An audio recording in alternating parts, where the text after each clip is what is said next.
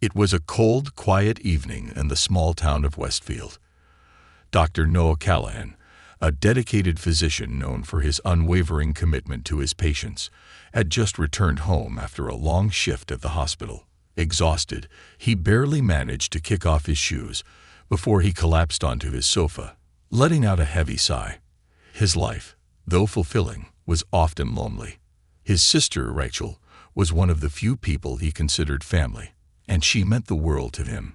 He was used to being the calm presence that helped others through their toughest moments, but he couldn't shake the nagging feeling that something was amiss tonight. His phone vibrated, jarring him from his moment of rest. Glancing down, he saw the hospital's name flash across the screen, the familiar number that usually meant an emergency. His heart skipped a beat. Calls from the hospital were part of his life, but this was different. He picked up, already bracing himself, but nothing could prepare him for the voice on the other end. "Noah, it's Rachel. She's in labor, and there are complications. You need to get here now." The words struck him like a freight train. He was out of the door in seconds, adrenaline fueling his steps as he raced to the hospital, his mind filled with dread. Rachel was only 7 months along, far too early. He'd known about the risks and her delicate health, but she had assured him she would be fine. Driving to the hospital felt like a blur, the roads twisting and bending in his mind as he fought to stay focused. Memories of Rachel, his spirited younger sister who'd always been stubbornly independent, flooded his mind. She'd faced her pregnancy with courage, even though the father had left her the moment she revealed she was carrying triplets. Rachel had brushed it off, smiling and joking that she didn't need anyone but her family. Noah remembered her saying, "These babies are a blessing. I'll give them all the love they need." But now he was terrified that she wouldn't get the chance. When he finally arrived, the stark fluorescent lights of the hospital hallway and the faint antiseptic smell struck him harder than ever. He could hear Rachel's strained cries from down the hall, muffled but filled with desperation. Noah's heart ached. His sister, the one who had always been so full of life, was fighting a battle that he couldn't control, and that feeling of helplessness gnawed at him. Nurses and doctors moved swiftly around him, casting sympathetic looks as he approached the delivery room. Inside, Rachel looked exhausted, her face pale and drawn, yet her eyes brightened when she saw him. Her trembling hand reached out, and he grasped it, holding on as if he could somehow lend her his strength. She forced a weak smile. "Noah, I knew you'd come." Her voice was barely a whisper, and it tore at him. He swallowed, fighting back tears, wanting to be the strong pillar she had always counted on. "You're going to get through this, Rach. I'm here," he managed, but his voice cracked. The doctor gestured for him to step outside, and he reluctantly released her hand, feeling like he was abandoning her at her most vulnerable moment. Outside, the doctor's expression was grave, his voice measured but heavy. "We're doing everything we can, Dr. Callahan. Rachel is fighting, but we're worried. Her body is under tremendous strain, and the babies are premature. It's going to be touch and go." Noah's knees nearly buckled. Rachel had always been more than a sister. She was his family, his closest friend, the person who had always believed in him. As he leaned against the wall, trying to process the weight of it all, a nurse emerged from Rachel's room, beckoning him in. Inside, Rachel's breathing was shallow, her face glistening with sweat, yet her gaze was steady. "Noah," she murmured, barely able to keep her eyes open. "If anything happens, you'll look after them, right? The babies. They need family. They need you." The words hit him with the force of a promise he wasn't sure he could keep. He nodded, gripping her hand tightly. "I swear, Rach, I'll do whatever it takes." Rachel managed one last smile, a look of pure relief mixed with love. And in that moment, she slipped away, leaving Noah clutching her hand, feeling the emptiness settle like a weight on his chest. The silence that followed was unbearable. He barely registered the doctor's soft condolences or the nurse gently guiding him to a seat. All he could feel was the loss, a chasm opening up that he couldn't cross. Hours passed in a blur as the hospital staff stabilized the newborns, 3 tiny lives clinging to the edge of survival. Each one was impossibly small, fragile, yet a part of Rachel that would live on. And now they were his responsibility, a promise he had made that would alter his life forever. The hospital room became a quiet refuge as he sat by the incubators, watching each of the triplets breathe in fragile, shallow breaths. It was surreal, these 3 tiny humans who had come into the world under the most harrowing circumstances, now entirely dependent on him. As he gazed down at them, he felt a fierce protectiveness surge within him, a determination to honor Rachel's final wish. But the weight of what lay ahead loomed over him, casting doubt. Could he, a single doctor with no experience in parenting, raise 3 premature babies on his own? The days that followed were a whirlwind of emotions. Friends and colleagues expressed their condolences, and well-wishers from the community reached out, offering support, meals, and even childcare advice. Despite the offers of help, the reality of his situation was daunting. Each baby had unique needs, constant monitoring, and medical complications that demanded around-the-clock attention. Sleep became a luxury he could no longer afford, and he soon found himself running on little more than sheer willpower and caffeine.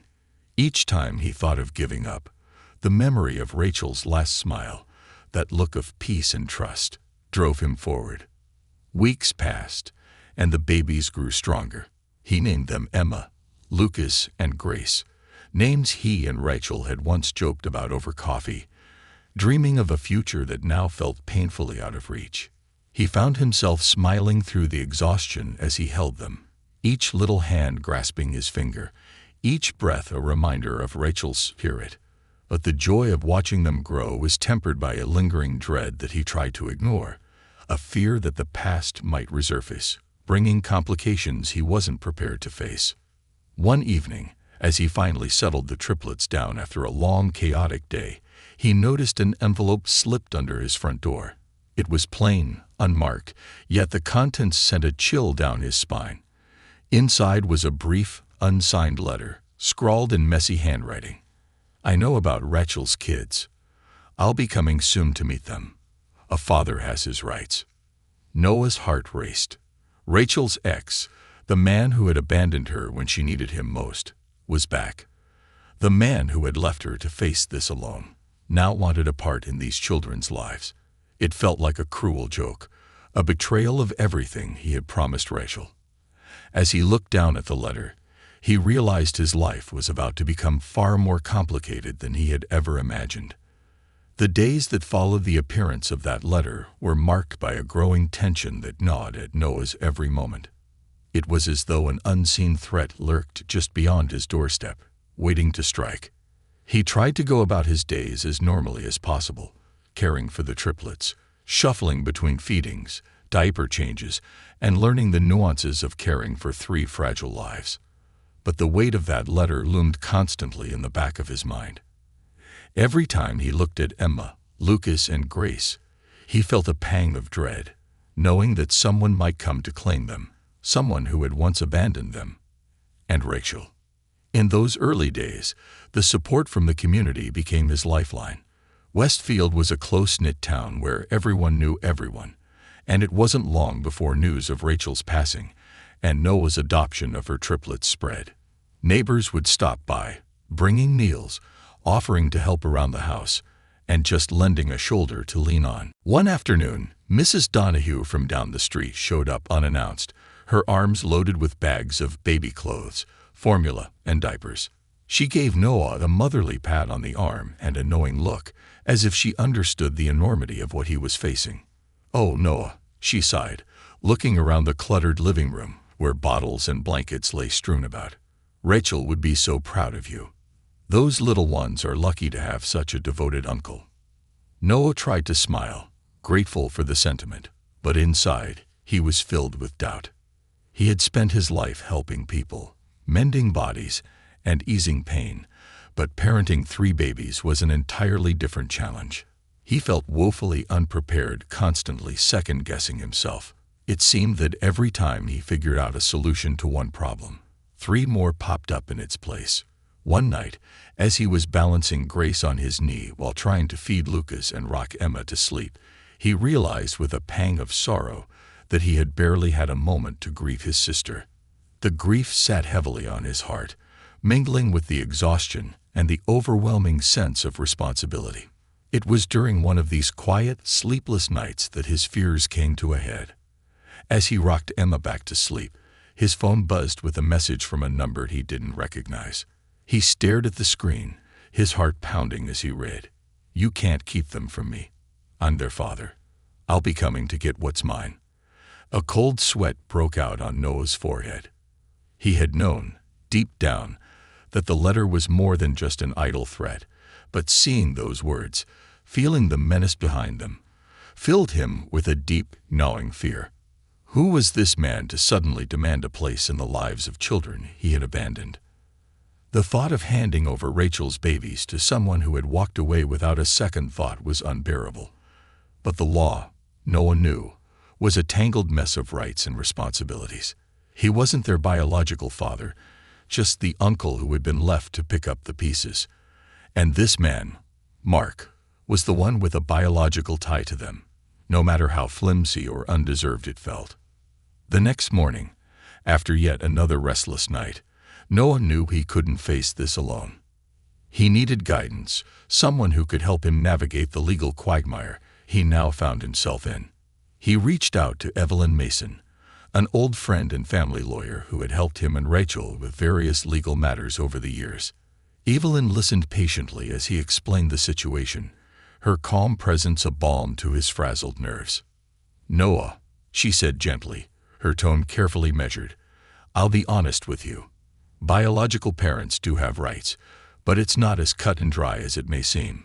Courts look at what's in the best interest of the children. Your role in their lives, your bond with them, all of that matters." Her words offered a glimmer of hope, but they couldn't fully dispel his fear. Mark's threats felt real, immediate, as if he might show up on his doorstep at any moment to snatch the babies away. Over the next few days, Evelyn began gathering evidence, assembling documents that demonstrated Noah's dedication to the triplets, his willingness to provide them a stable and loving home. She even reached out to friends and neighbors, gathering character references that spoke to Noah's integrity, his commitment, and his love for Rachel's children. In the meantime, Noah found himself on edge, every knock at the door or unexpected sound sending a jolt of fear through him. The days blurred together, a dizzying mix of bottle feedings, diaper changes, and stolen moments of anxious worry. He tried to keep up with his work at the hospital, but it soon became apparent that he couldn't balance both. After a particularly grueling day where he nearly fell asleep during a consultation, he realized he had to make a choice. For the first time in his career, he requested a temporary leave of absence, a decision that weighed heavily on him but was necessary if he was to provide the care and protection the triplets needed. Despite the challenges, Noah found moments of joy in the chaos. The babies began to recognize him, their tiny faces lighting up when he entered the room. Grace, the quietest of the three, would reach for his hand, her tiny fingers curling around his thumb, as if she knew instinctively that he was her protector. Lucas, who had been the smallest and weakest at birth, had a determined spirit, his cries louder and more demanding each day. And Emma, with her wide, curious eyes, would watch him intently, as though she were already learning everything about him. In those moments, he felt a deep sense of purpose, a certainty that he would fight for them, no matter what. And then, one evening, as he was bathing the babies and preparing them for bed, there was a knock at the door. His heart leaped, a surge of adrenaline shooting through him. He stood still, listening, hoping it was just a friend or a neighbor dropping by. But then came a second, more insistent knock, and he knew that his worst fears had come true. He carefully laid Emma down in her crib, whispering a soft reassurance before heading to the door. Opening it, he found himself face to face with Mark.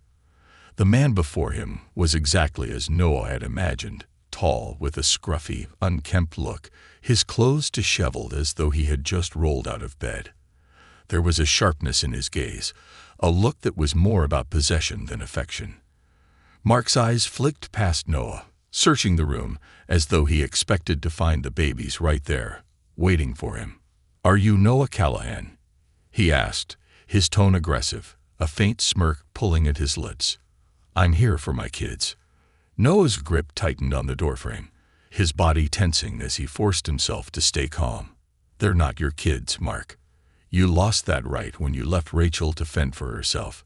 You don't get to waltz in here and play father now." Mark sneered, leaning closer, his voice dropping to a menacing whisper.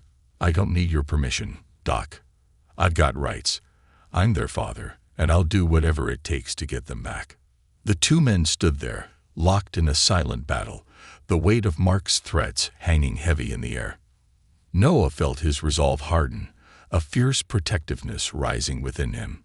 He thought of Rachel, of the promise he had made to her, of the innocent children sleeping peacefully in their cribs just a few rooms away.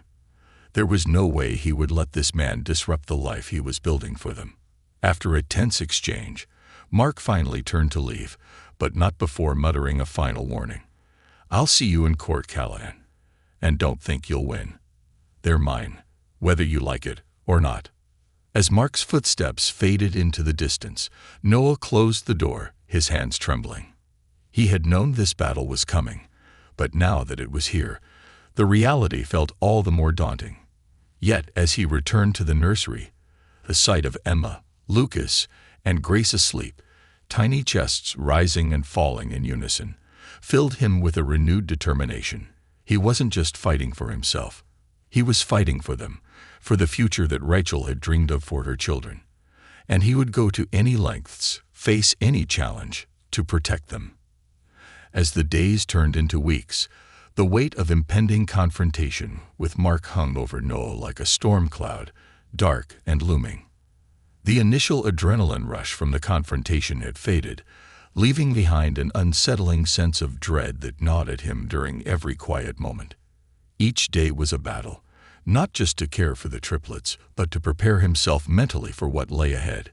He immersed himself in their care, finding solace in their laughter and tiny milestones, but the specter of Mark's threats loomed large in the background, never allowing him to fully relax. With each passing day, the triplets thrived under Noah's care. Emma's giggles filled the house, a joyous sound that echoed through the hallways. Lucas, growing more robust, was beginning to crawl, his determination evident in the way he pushed himself forward, tiny hands and knees working in unison. Grace, with her bright, curious eyes, was starting to show her personality, often staring intently at her surroundings, soaking up the world around her. These moments of joy, however, were often shadowed by Noah's anxiety.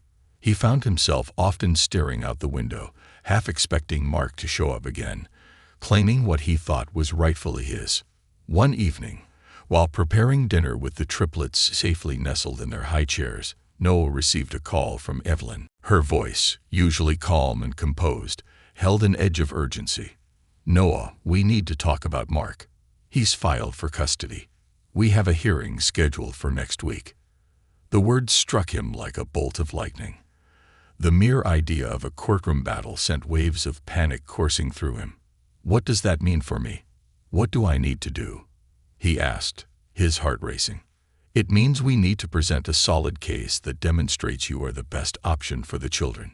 We'll need character references, documentation of your care for them, and possibly even expert testimony," she explained, her tone steady but serious. "I know it's overwhelming, but you can do this, Noah. You have the community behind you." Community. The word resonated with him. It reminded him of the support he had received since Rachel's passing. Neighbors had brought meals, friends had offered their time, and even colleagues at the hospital had rallied around him. But as he looked at the triplets, blissfully unaware of the turmoil surrounding them, he realized it was more than just a community rallying around him. It was a family, albeit an unconventional one that he had created with love. "Okay," he said, his voice steadying. I'll do whatever it takes. I can't let Mark take them from me." That night, as he sat in the quiet of the living room, his laptop open and papers scattered across the coffee table, Noah drafted a list of all the people who had been part of his support system since Rachel's death. Friends, neighbors, even acquaintances from the hospital who had seen him juggle parenting with his demanding job. They all had their own stories, their own connections to him and the triplets. He reached out to each of them, explaining the situation and asking if they would be willing to stand by him as character witnesses. In the following days, he met with them one by one, their responses overwhelmingly supportive. Mrs. Donahue, with her warm smile and kind words, promised to speak to the judge about how he had embraced the triplets, how he had transformed his life for them. His best friend, Eric, a single father himself, shared his own experiences, pledging to highlight Noah's dedication to parenting.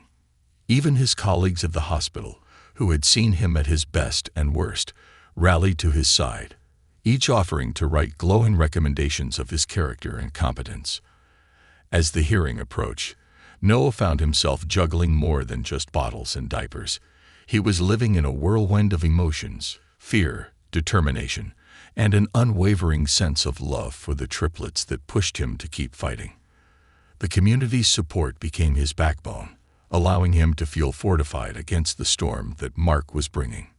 The day of the hearing arrived, a chilly morning with the sun barely breaking through the clouds.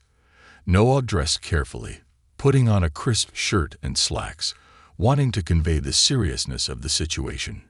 He checked on the triplets one last time, their faces serene as they slept. "I'll do this for you," he whispered, his heart full of resolve. The courtroom was small but intimidating, the air thick with tension. Noah entered, feeling a mix of hope and anxiety. He was greeted by Evelyn, who offered him a reassuring nod, her presence a calming influence. In the corner of the room, Mark slouched in his seat, an air of arrogance surrounding him. He was clad in a wrinkled shirt and jeans, his demeanor unkempt, which only solidified Noah's resolve. This man had given up his rights willingly. He had no place here. As the hearing commenced, Noah listened intently as Evelyn presented their case. She outlined Noah's commitment to the triplets, the sacrifices he had made, and the love that had enveloped their lives since Rachel's passing. Each testimony from his friends and neighbors painted a vivid picture of a man who had stepped up when he didn't have to, a man who had embraced a daunting responsibility with grace and determination. Then came the moment Noah had dreaded. Mark took the stand, his attitude cocky and defiant. He recounted his version of events, portraying himself as a victim of circumstance, as if he had been wronged by Noah's sudden intrusion into his children's lives. "I never wanted to abandon them," he insisted, his voice loud and brash. "But Rachel made that choice for me. Now that I know they're alive, I want to be a father to them." Noah's blood boiled. How could he stand there and feign innocence? Mark had walked away, leaving Rachel to navigate a difficult pregnancy alone. And now he expected a welcome mat at the door. When it was Noah's turn to speak, he felt a surge of determination wash over him. He took a deep breath, collecting his thoughts, and faced the judge, who was watching him intently. "Your Honor," Noah began, his voice steady despite the turmoil inside. "I loved my sister more than anything. When she passed, I promised her I would take care of her children. They are my family, and I will do everything in my power to give them a loving home." He paused, gathering the strength to continue. "Mark's return has put them in jeopardy. He left them once. What's to say he won't do it again?" The tension in the room was palpable. He could feel the judge's gaze weighing heavily upon him, and he spoke from his heart, pouring out the fears, hopes, and love he felt for the triplets. Emma, Lucas, and Grace deserve stability. They deserve to be raised in a home where they are loved, cherished, and protected. I can give them that. Mark can't. He doesn't have the right to disrupt their lives after abandoning them. Mark leaned forward, clearly agitated by Noah's words. "You think you can just play house with them. You're not their father. You don't even know what it takes to be a real dad." His voice echoed in the courtroom, and Noah could see the judge's irritation growing. "That's not true," Noah retorted, his voice calm but firm. "Being a father isn't about biology. It's about being there, being present, and putting their needs above everything else. I have been there for them every single day since Rachel passed. I've changed their diapers, fed them, soothed their cries. I know what they need." The judge nodded, looking between the two men, clearly weighing their words.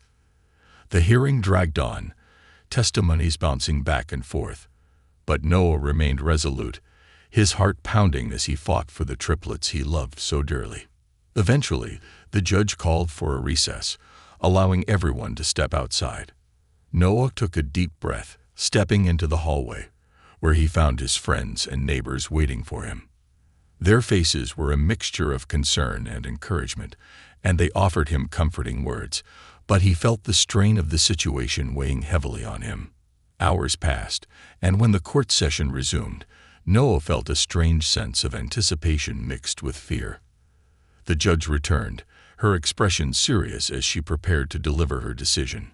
Noah's heart raced, and he held his breath, praying for the outcome he so desperately wanted. As the judge began to speak, Noah's world hung in the balance, every word carrying the weight of his sister's legacy and the future of the triplets he had come to love as his own. After reviewing the evidence and testimonies presented, I find it clear that the best interest of the children is paramount in this case. Noah's heart thudded in his chest, each beat echoing the love he felt for the triplets. The room fell silent as the judge continued. While I recognize Mark's biological connection, the emotional and practical considerations must also be taken into account. Therefore, I am granting custody to Noah Callahan, who has proven himself as a capable and loving guardian for these children. Relief flooded Noah's body, and he felt tears prick at the corners of his eyes.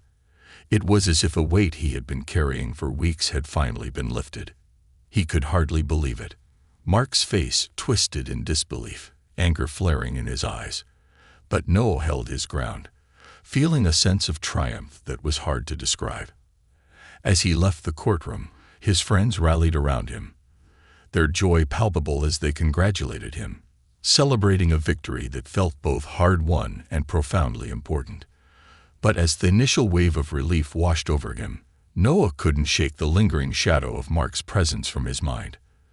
The victory felt sweet, but it was tainted by the knowledge that the battle was far from over. While he had won the legal fight, Noah understood that Mark might not simply accept defeat.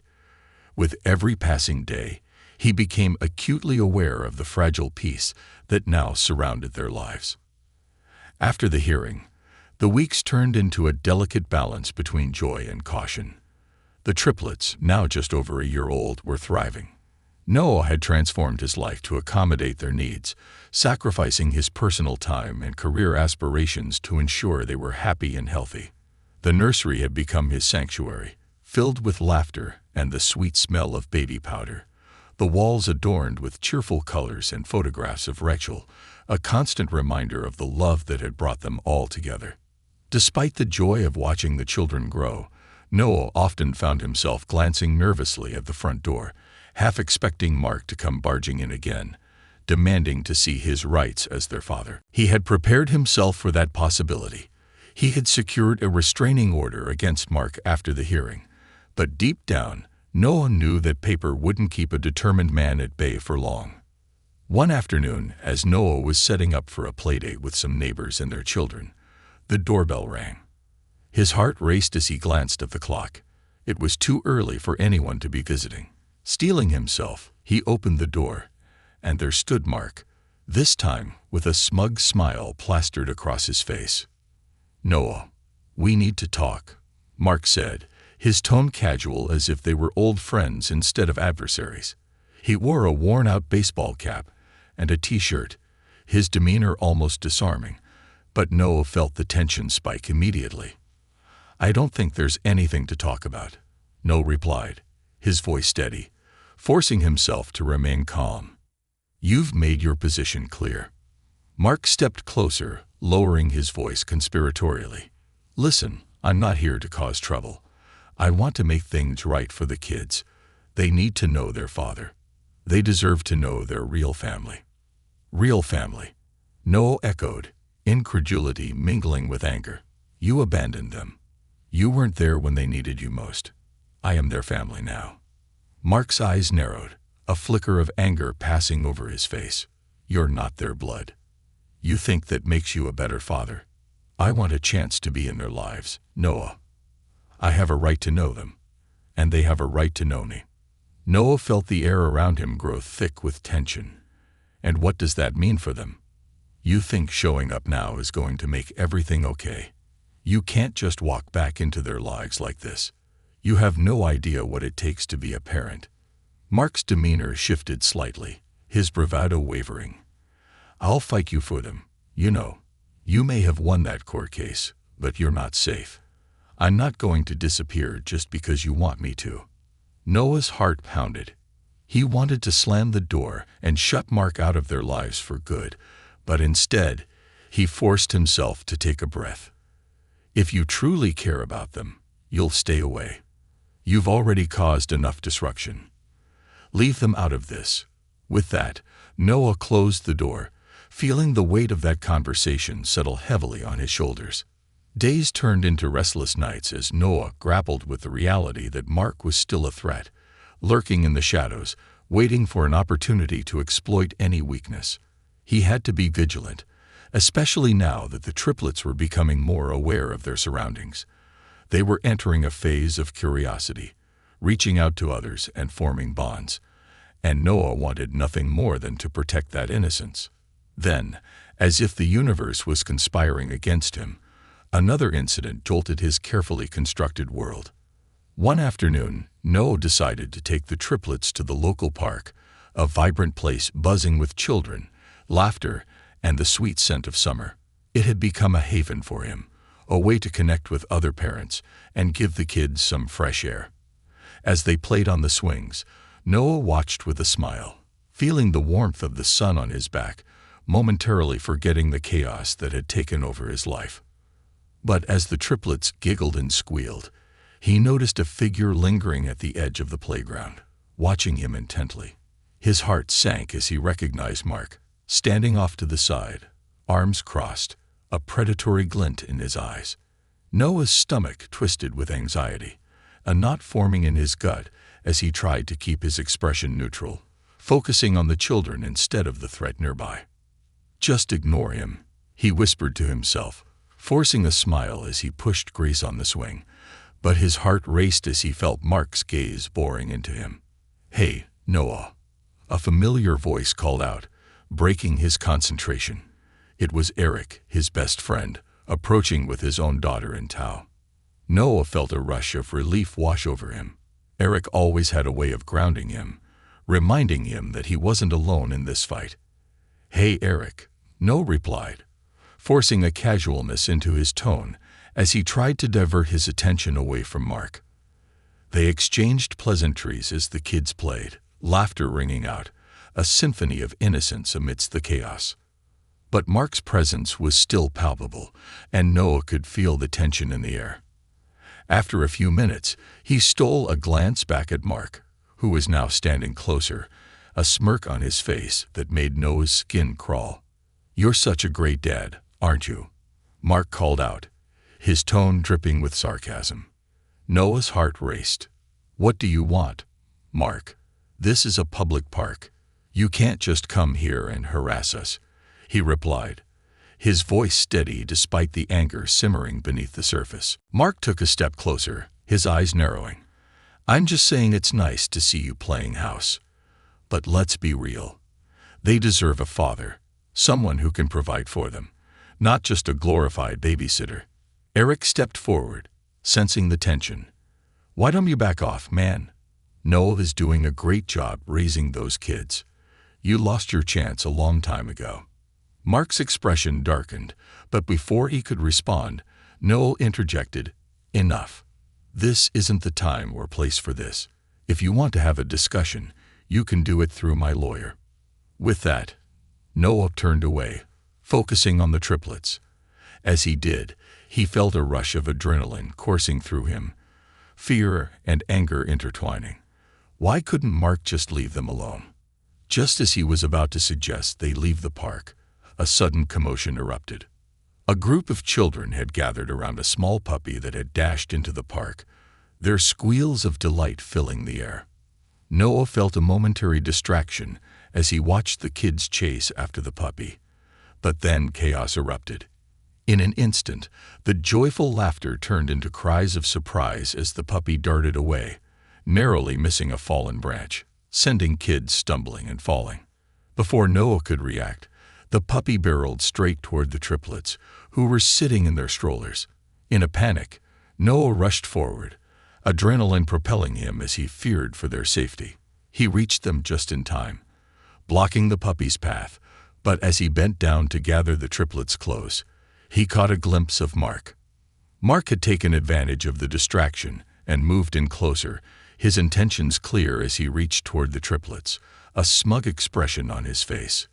"Look at them. They need a real father, Noah," he called out, a cruel mockery in his tone. "They'll thank me for being here when they're older." Noah's heart raced. The scene had turned chaotic, children crying, parents yelling, and all he could focus on was Mark's attempt to breach the bubble of protection he had built around the triplets. "Stay away from them," Noah shouted, feeling the surge of protectiveness as he pulled the triplets closer. In that moment, the world around him faded, leaving just him, Mark, and the babies. Noah's voice came out louder, shaking with emotion. "You don't get to come here and act like you care. You had your chance, and you threw it away. I won't let you hurt them." Mark's smirk faltered as he took a step back, perhaps realizing that Noah wouldn't back down. But the commotion had drawn the attention of several parents nearby, who began to gather around. A couple of fathers moved closer to Noah, standing protectively beside him, their expressions hardening as they confronted Mark. "Why don't you leave them alone, man?" one of the fathers said, stepping up with a scowl. "You're not welcome here." As the crowd began to close in, Mark's bravado began to wane. He looked around at the parents forming a united front, then turned on his heel, muttering angrily under his breath as he backed away. Noah felt a rush of relief wash over him, but it was tinged with exhaustion. "Thank you," Noah breathed, glancing at the parents around him, gratitude pouring from him. "I appreciate it. He's been trying to intimidate us." "We won't let him get away with it," the father replied, his voice firm and resolute. "You've done a great job with those kids, and you deserve to raise them without any interference from him. We've all been watching, and we're here for you." The warmth of their support enveloped Noah like a comforting blanket, restoring his strength as he navigated the emotional aftermath of Mark's unwanted presence. As the parents began to disperse, their commitment to protect him and the triplets lingered in the air. Noah felt a renewed sense of hope, bolstered by the realization that he wasn't alone in this fight. The playground, once a backdrop for fear, transformed into a space of camaraderie and solidarity.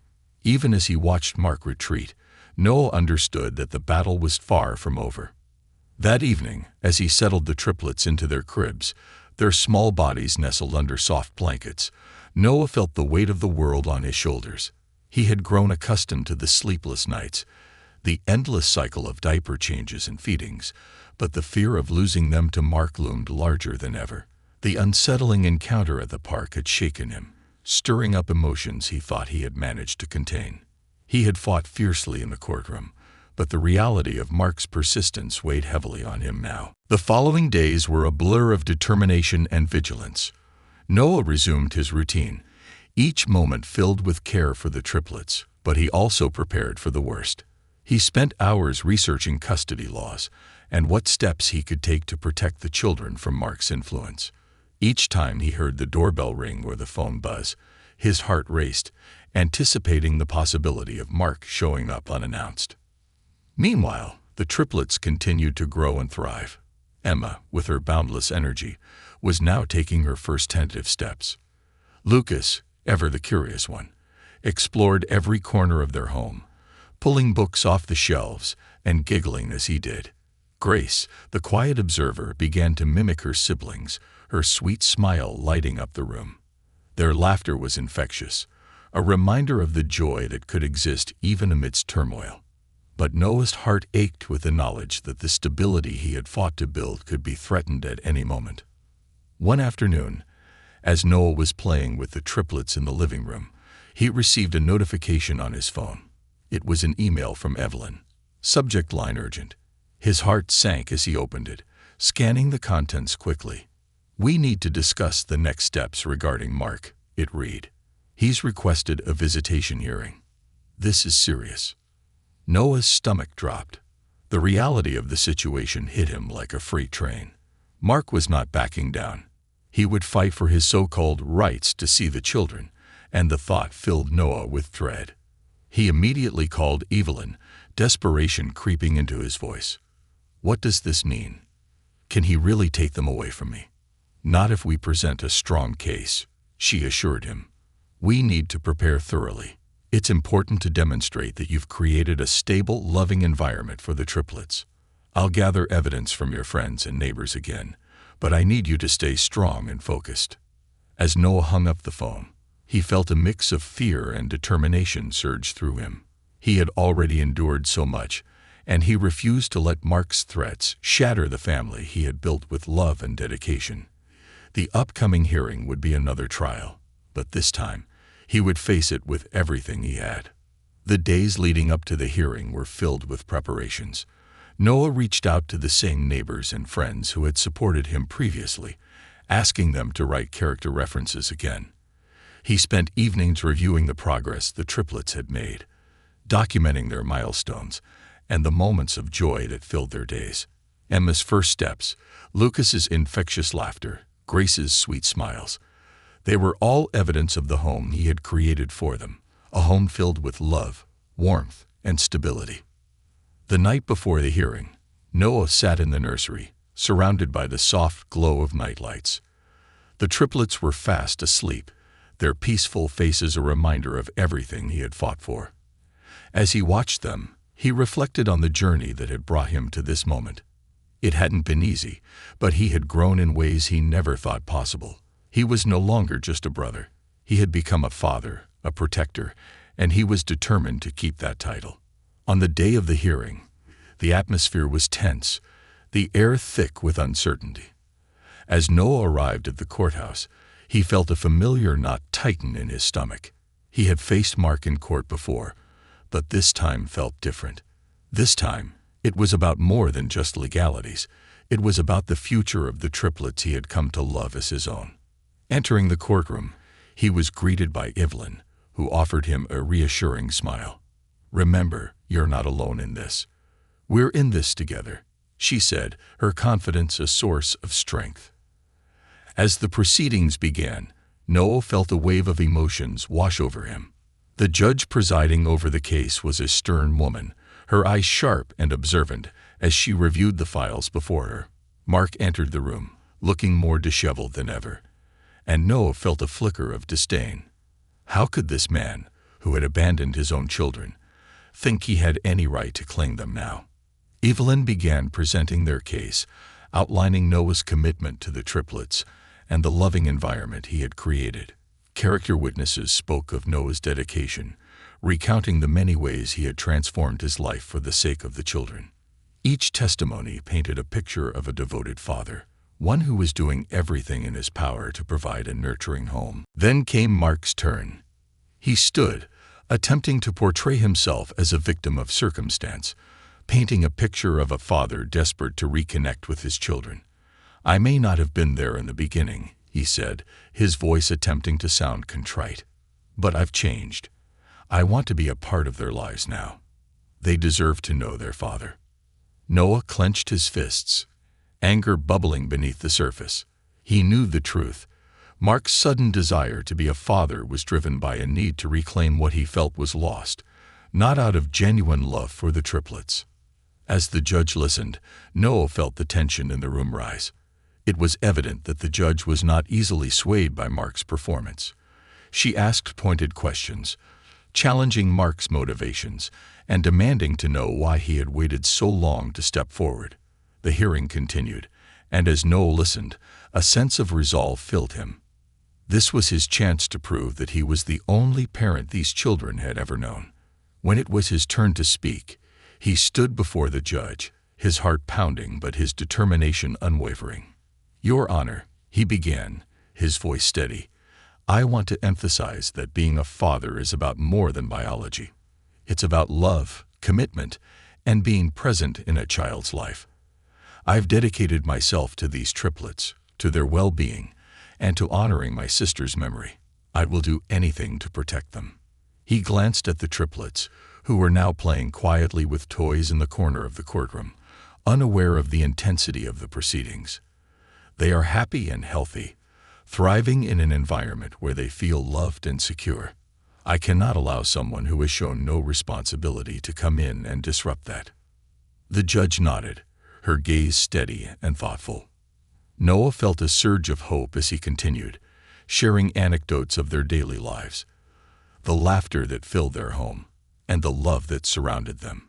He poured every ounce of emotion into his words, wanting the judge to see the truth of their bond. After hours of testimony, the courtroom began to quiet down as the judge deliberated. Noah held his breath, feeling a mix of anxiety and anticipation. Would she see the love he had for the triplets? Would she recognize the sacrifices he had made to ensure their happiness? Finally, the judge spoke. "I have carefully considered the evidence presented, as well as the testimonies from both parties. It is clear that Noah Callahan has created a loving and stable home for these children. Mark, while you may have biological rights, your lack of presence in their lives thus far weighs heavily against you." Noah felt a swell of relief and gratitude wash over him. The judge continued, "I believe it is in the best interest of the children to remain with Noah, who has demonstrated a commitment to their well-being. I am ruling in favor of Noah Callahan, granting him sole custody of the triplets." As the judge's gavel fell, the weight of the world lifted from Noah's shoulders.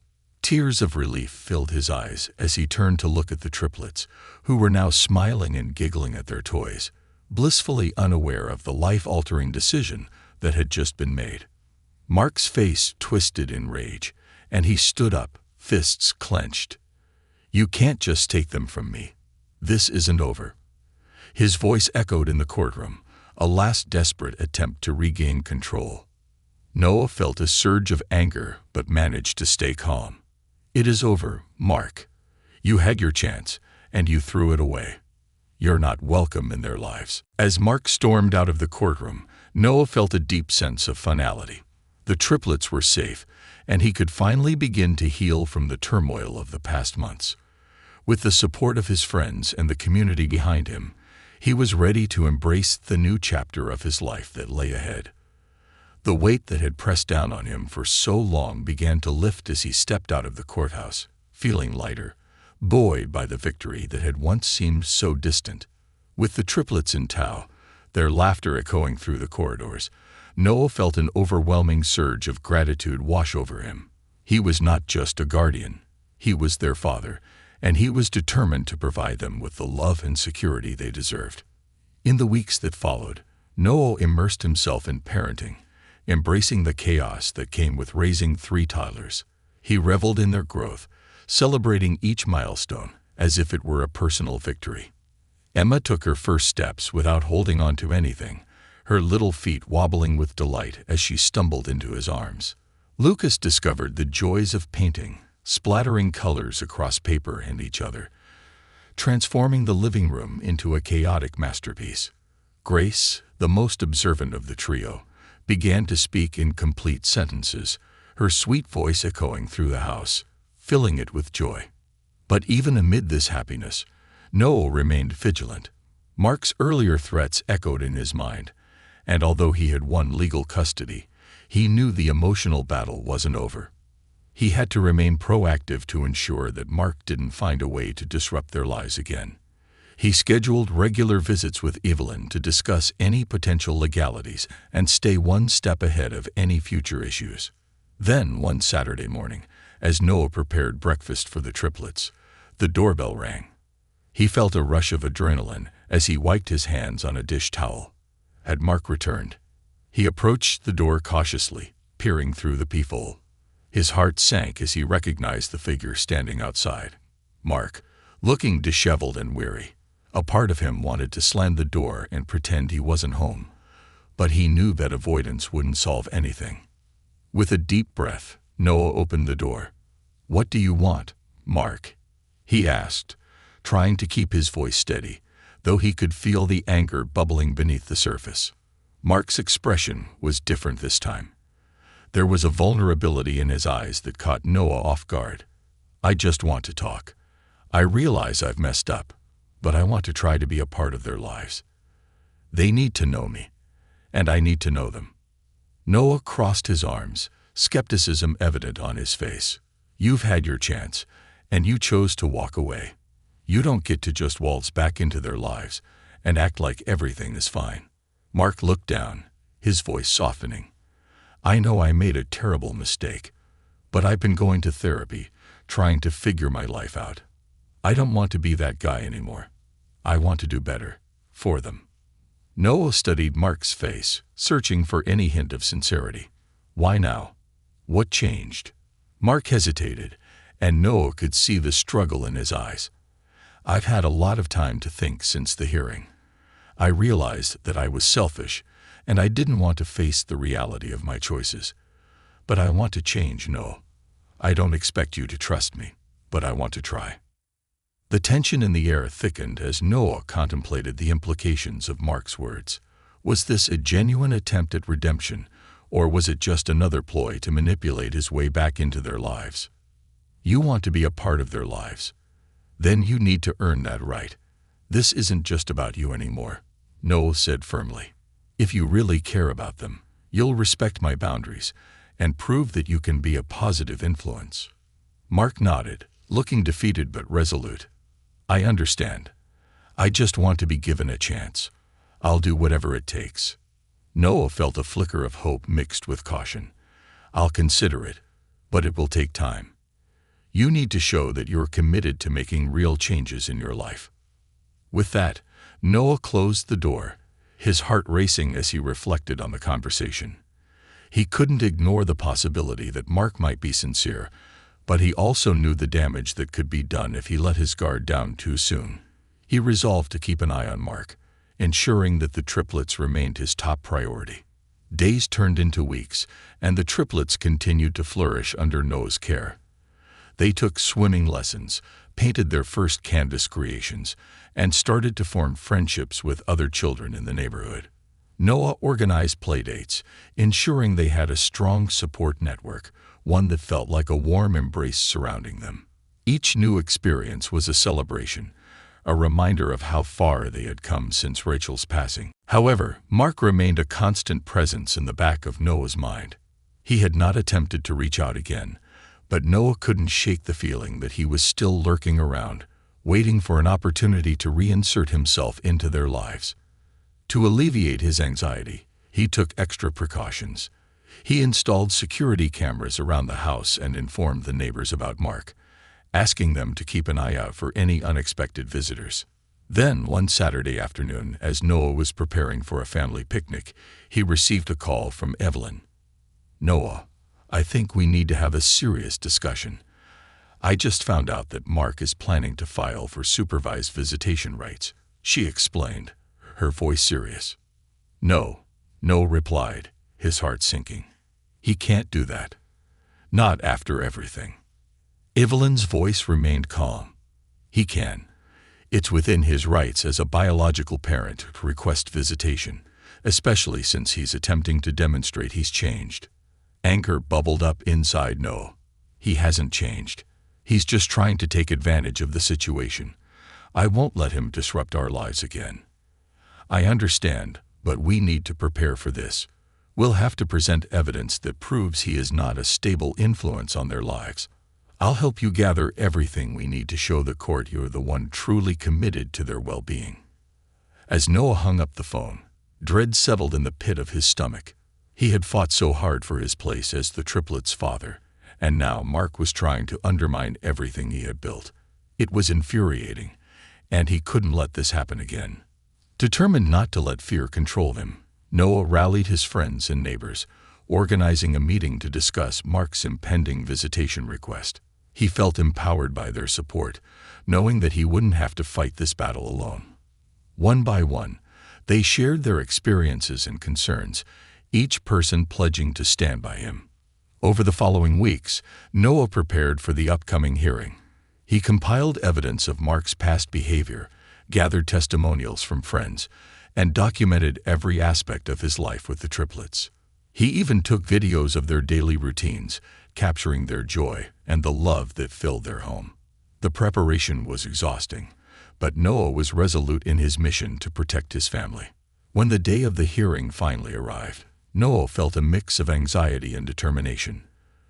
The courtroom felt smaller this time, filled with the familiar faces of his supporters. As he sat at the table with Evelyn, he felt a sense of camaraderie, bolstered by the knowledge that the community stood behind him. Mark entered the courtroom looking more polished than before, a deliberate attempt to project an image of stability.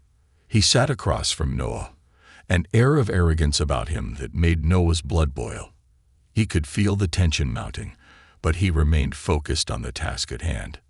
Evelyn presented their case first, highlighting Noah's commitment as a father and the stability he had provided for the triplets.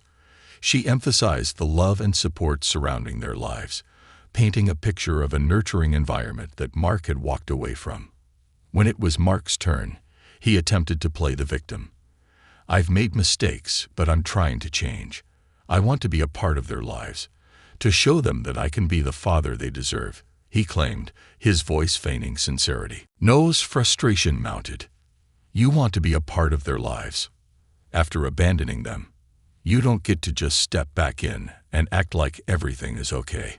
His voice echoed in the courtroom, raw and emotional. The judge interjected, attempting to restore order. "Mr. Callahan, please refrain from interrupting. We are here to discuss the welfare of the children." With each exchange, Noah felt a sense of urgency.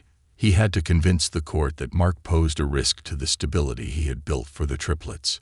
He could see the judge's patience wearing thin as Mark continued to deflect responsibility. The room felt charged with emotion, and Noah's heart raced as he prepared for the pivotal moment. Finally, after what felt like hours of back-and-forth arguments, the judge called for a recess to consider the evidence presented. Noah sat back in his chair, a mix of dread and hope swirling inside him. He had done everything he could, but the final decision was now out of his hands. When the judge returned, Noah could feel the tension in the air. The courtroom fell silent as she began to speak. After reviewing the evidence and testimonies from both parties, it is clear that Mr. Callahan has provided a loving and stable environment for the children. While Mark has expressed a desire to be involved, his previous actions raised significant concerns regarding his reliability as a father. Noah's heart soared as the judge continued. "Therefore, I am denying Mark's request for supervised visitation. The triplets will remain in the care of Noah Callahan, who,